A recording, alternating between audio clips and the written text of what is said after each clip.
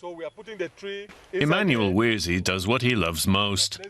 He teaches young Cameroonians about the value of the Oku forest and how to maintain its most basic asset, the trees. The environmentalist heads the Cameroon Gender and Environment Watch, NGO. His main goal? To preserve the forest for future generations. If some of the trees are cut down, or some of the plants are eaten by goats, what happens is that you deprive the ecosystem of a certain plant that could be necessary at that time, because bees would have surely depended on it for flowers.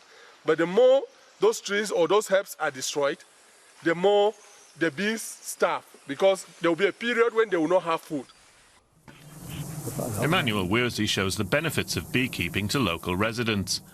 Bees don't only pollinate the plants in the forest. Oku forest bees produce a unique white honey that fetches a good price. For the residents, it's a fairly cheap and easy way to make a livelihood. And beekeeping means they can make use of the forest without destroying it.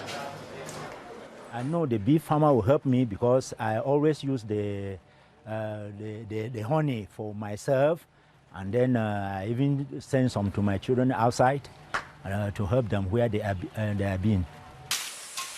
Wirzi makes space for new trees. The Oku forest is still the largest mountain forest in West Africa, but it's under threat. Over the last 2 decades, half of it has been cut down and turned into agricultural land. By explaining the benefits of the trees, Wirzi hopes to motivate local youth to care for them. This is a big tree of, we call this tree Noxia congesta, and it produces much of the flowers that helps in the production of Oku white honey. And you can see this tree has suffered from bushfire.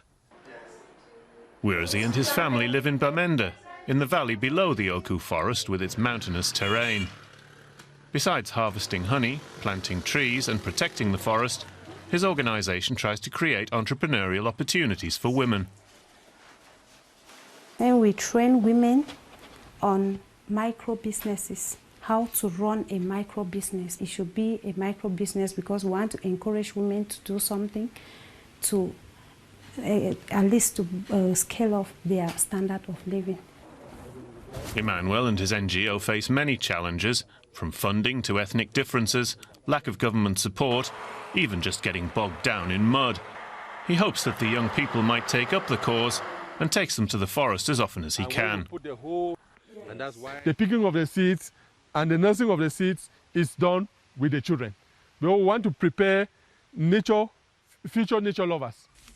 He dreams that young Cameroonians will add centuries of life to this ancient forest, and his efforts look promising. Emmanuel Wirzi's team has already planted over 60,000 trees, and they intend to keep going.